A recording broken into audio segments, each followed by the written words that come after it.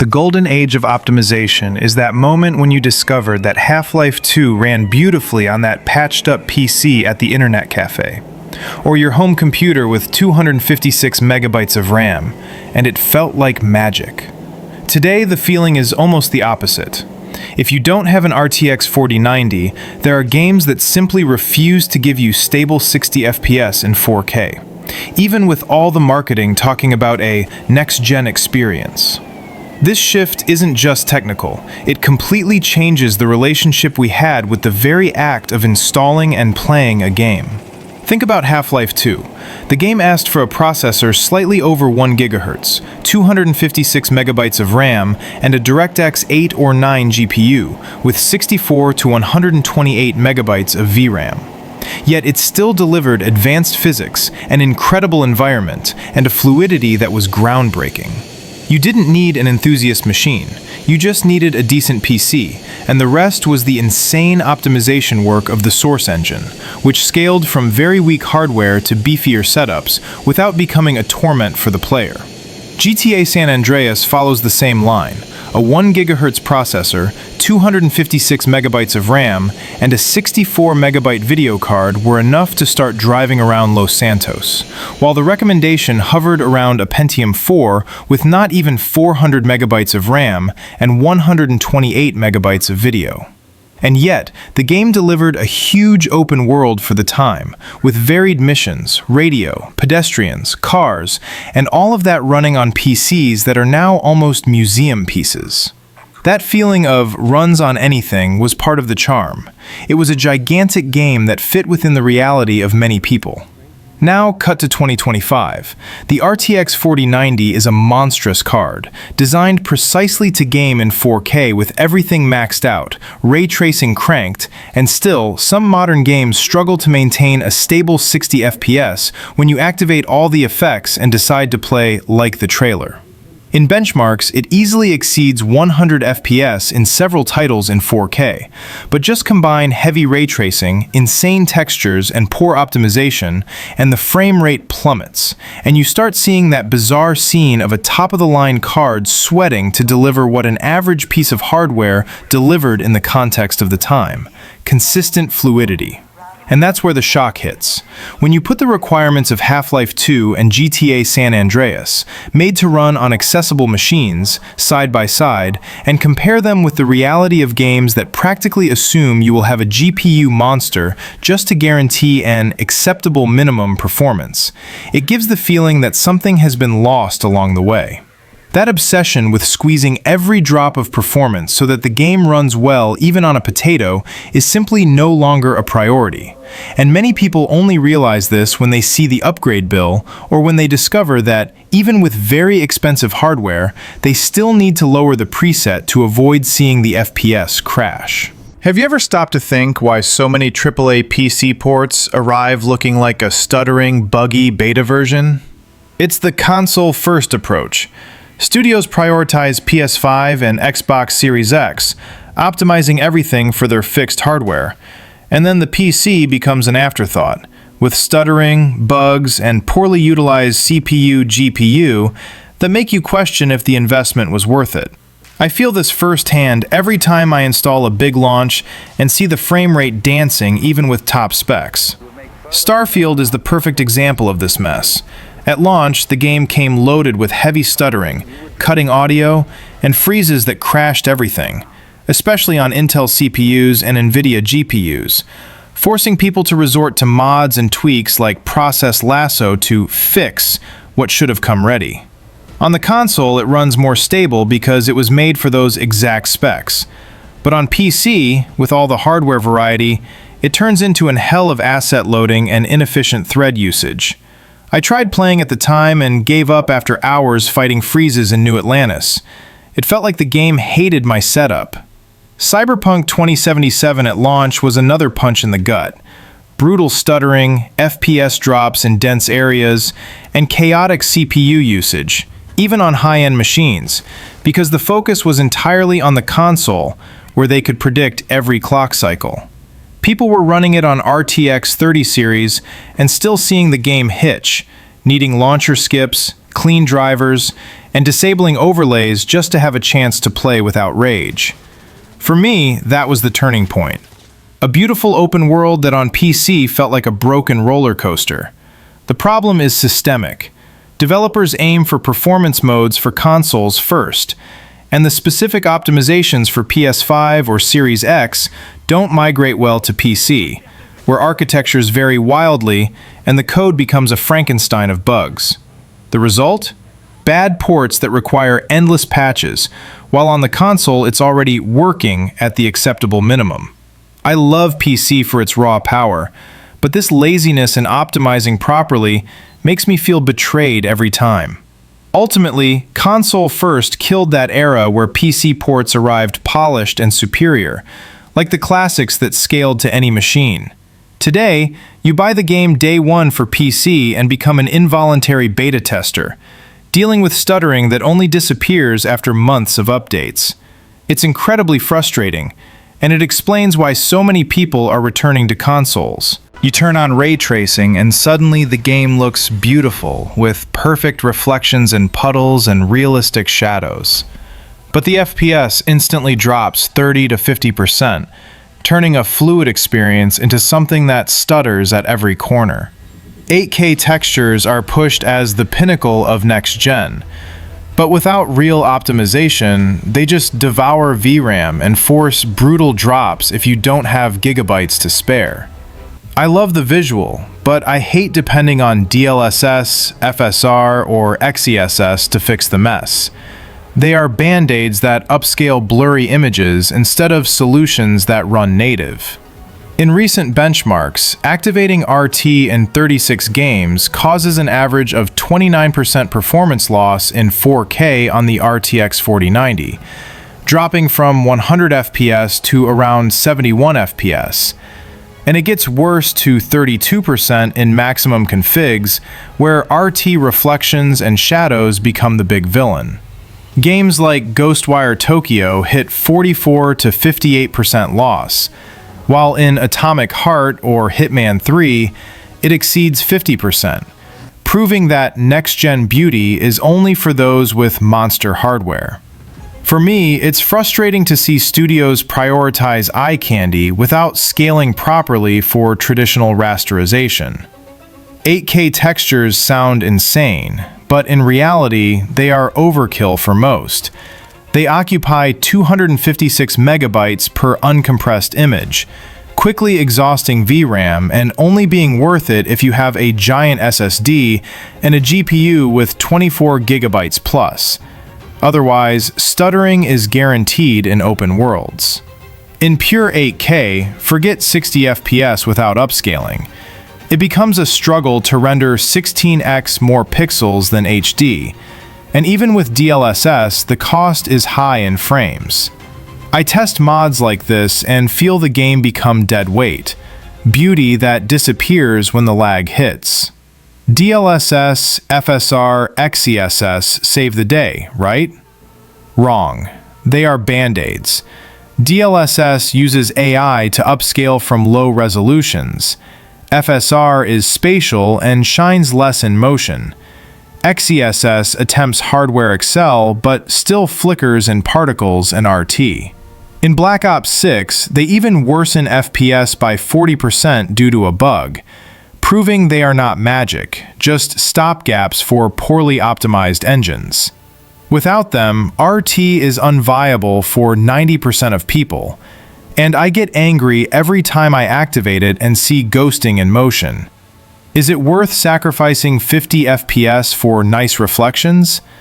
I say no, man. Performance is king in a shooter or Metroidvania where every frame counts for dodging or exploring smoothly, and these next-gen features devour that without delivering better gameplay. I prefer 144 FPS rasterized and responsive than 60 with RT that looks like a still movie. The industry is trading gameplay for screenshots, and you're there, suffering to run the hype. Unreal Engine 5 arrived promising photorealistic worlds with Nanite and Lumen. But in reality, it became the new performance villain, especially in open worlds where the FPS plummets from 60 to 20 to 30 just because the system is mercilessly rendering insane geometry and dynamic GI. I see devs disabling these features to double the frame rate, proving that the focus is all on the demo-like visual instead of running smoothly on real hardware. It's frustrating to test a large map and see stuttering even with RTX 40 series, because the engine prioritizes clusters of infinite meshes over basic optimization. Nanite is brilliant for geometric details without manual LODs, but in open worlds it causes brutal frame drops when flying or running fast, overloading the GPU with virtual triangles that don't cull properly in vast scenarios. Lumen worsens everything with real-time global illumination that eats CPU-GPU, and virtual shadow maps make hidden lights drop FPS from 70 to 15 just by existing. For me, it's the opposite of what an engine should be: beauty that punishes the player instead of scaling smoothly. Now compare with Source Engine. Half-Life 2 still runs at 300 plus FPS in 2025 on average PCs, with physics, particles, and AI flowing perfectly because it was made to extract every clock cycle without unnecessary frills. In maps like Team Fortress 2 or CSGO, you hit 1200 FPS in light areas, and even with recent updates, it holds 200 to 300 FPS in chaotic multiplayer without breaking a sweat. I play HL2 all the time and feel that stability that UE5 dreams of, a golden age where the engine was a tool for the game, not the star. UE5 has heavy CPU regression. Empty scenes run 1.5 to 2 times slower than UE4, with world tick increasing from $3 to $7 and FPS dropping 60 in optimized scenes, because the render thread is bloated with nanite lumen overhead even when disabled. In open-world projects, PCG and skeletal meshes worsen it, forcing devs to debloat plugins and go for forward shading just to return to the level of UE 4.5. It's crazy how a next-gen engine loses to 2004 tech in pure efficiency. Source reigns because it scales to anything, from low-end to high-end without breaking, while UE5 assumes monster hardware and punishes the rest with unnecessary overhead. Today, UE5 games like Clair Obscur struggle to optimize open worlds without becoming a slideshow, and I get angry seeing Source classics running flawlessly. The industry traded performance for visual hype, and we pay the price in lost FPS. You buy an RTX 5090 for $2,000, thinking it will destroy any game in native 4K. But then Black Myth Wukong runs at a miserable 29 FPS without DLSS 4, and Alan Wake 2 barely passes 50 FPS natively, even with all that promised brute power. It's the perfect illusion of progression. Hardware evolves crazily, from GPUs like GeForce 256 in 1999 with 15-watt TDP to 600-watt monsters today. But games choke more than ever, proving that the bottleneck isn't your weak PC. I get pissed off seeing this because the problem is lazy optimization, not your machine. Think about the evolution. In 2004, Half-Life 2 asked for 1.7 GHz and 512 MB RAM for a smooth 60 FPS, while today Black Myth Wukong requires an RTX 2060 for minimum in medium 1080p, and still stutters in dense worlds even on high-end setups. Alan Wake 2 at launch struggled for 60 FPS on a 4090 with path tracing, and on the native 5090 it still struggles below 60 in 4K, forcing upscaling to become playable. Hardware graphics versus requirements show the absurdity. 100x more power, but minimum requirements rising together, negating real gains. Black Myth Wukong is the poster child for this nonsense. Compiling shaders causes eternal freezes, and even post-patches, areas with fur and particles drop FPS on top setups, needing mods to fix stutter that consoles ignore. I played anxiously for the hype, but gave up in anger seeing 40 FPS on an RTX 4080, while classics run 300 plus FPS on the same machine. It's hardware evolving for AI and ray tracing, but devs filling it with features that devour everything without scaling. Alan Wake 2 worsens. Even on the 5090, native 4K gets stuck at 50 FPS with heavy RT, because the engine prioritizes insane visuals over stable frame pacing, and you become a hostage of frame gen to play. Compare it to 2010. A 500-watt PSU was enough for a high-end setup running Crysis smoothly. Today, 1000-watt plus for games that choke the same. The progression is an illusion. GPUs double T-flops every generation, but games swell with 8K assets and simulations that ignore efficiency. In the end, it's not your PC's fault. With hardware 50x more powerful than 20 years ago, you should be at 1000 FPS. But dead optimization makes a 5090 sweat for 30 native. I feel betrayed every time I upgrade and see the same stutter. The industry sells next-gen that requires next-gen to run decently, and you're there thinking you need to buy more. Have you noticed how people quietly accept games costing $80 that arrive full of stutter and bugs? Like, oh, it's in AAA launch, they'll patch it in a week. I get annoyed seeing this. Years ago, a Doom or Quake ran perfectly on day one, but today, the community has gotten used to involuntary beta testers, normalizing bad ports and toxic performance as if it were inevitable. This passivity kills the pressure on devs to genuinely optimize, and you're there quietly swallowing it while upgrading hardware to compensate. Post-launch patches have become the new normal. Cyberpunk and Starfield launched unplayable on PC, but months later turned to gold with updates, and no one boycotts anymore. They just wait for day 2 or day 60. I feel angry because you pay full price for an unfinished product, and the industry counts on this to prioritize hype over quality. Instead of complaining together, it becomes a meme on Reddit like, "My 4090 cries," normalizing the absurdity of top hardware sweating for 40 FPS. Community mods are a slap in the face of acceptance. Lossless scaling and frame gen become essential to fix poorly optimized games, with people using OptiScaler to mix DLSS, FSR, XESS in any title. In Black Myth Wukong or Alan Wake 2, mods clean up stutter that devs ignore, proving that the problem is lazy code, not hardware. For me, it's pathetic to see players become engineers to have what should have come ready. You're paying for others to fix your game. The community deluded itself with next gen is like this. RT and Nanite are sold as evolution, but FPS drops become an acceptable trade-off, and forums are full of guides to optimize the unoptimizable. No one campaigns for honest minimums anymore. Instead, benchmarks become with DLSS on Ultra to mask the mess. I ask, do you realize you are paying $80 for a game that runs poorly, depending on the charity of modders and infinite patience? This passive acceptance perpetuates the cycle. Devs know you'll buy anyway, wait for a patch, and mod the rest, so why bother with optimization? Classics like Source prove it can be done right, but people prefer pretty screenshots over smooth gameplay. Wake up, man. If we don't complain loudly, $100 for an alpha will become the rule, and your RTX 6090 will sweat for Crysis 1. The future of optimization is incredibly dark, with AI generating infinite worlds and games as a service, GaaS, prioritizing loot boxes over stable frame rates, turning your PC into an always-online server just to sell you skins while it stutters. Imagine a procedural open world by AI, as in future titles from Ubisoft or EA.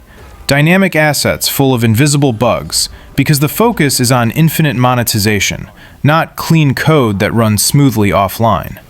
I already see this in GaaS betas, where performance becomes a hostage of servers and weekly updates that make everything worse. Always online will kill freedom. Games requiring net 24 hours for anti-cheat or AI synchronization, but in reality it's to track your behavior and push microtransactions in real time, while the engine bloats with unnecessary data, causing eternal loading and capped FPS to avoid crashing. In AI-generated worlds, such as experiments in UE5 with PCG boosted by ML, performance varies wildly. One beautiful area runs 60 FPS, The next turns into a slideshow due to poorly calculated geometry. For me, it's the end of the era where you controlled your game. Now it's a live service that optimizes for the dev's pocket, not your hardware. Microtransactions worsen the chaos. Battle passes and cosmetics force high-res textures to show off purchases, mercilessly devouring VRAM, and AI upscaling items to sell them looking better, but with ghosting that kills immersion. Games like Destiny 2 or future GTA Online 2.0 prove this. Monetization updates drop global FPS because they prioritize paid features over basic stability. I get angry imagining paying $80 plus subs for a title that stutters every time the new premium event is activated. But there is hope in indies and lightweight engines. Small studios using Godot or custom engines like Hollow Knight's Team Cherry deliver Metroidvanias and beat-em-ups optimized for any PC, running 120 FPS on laptops without the frills of AI or gas. Retro games like remakes of classics in Source still shine, proving that art can be made without code bloat. Indies prioritize raw gameplay and performance because they don't have publishers sucking their soul for profit. So, what do you think? Will AI and live services bury optimization for good, or will indies save the day? Tell me in the comments which poorly optimized game made you upgrade hardware needlessly, or your favorite indie that runs perfectly. Let's discuss and pressure the industry to return to its roots.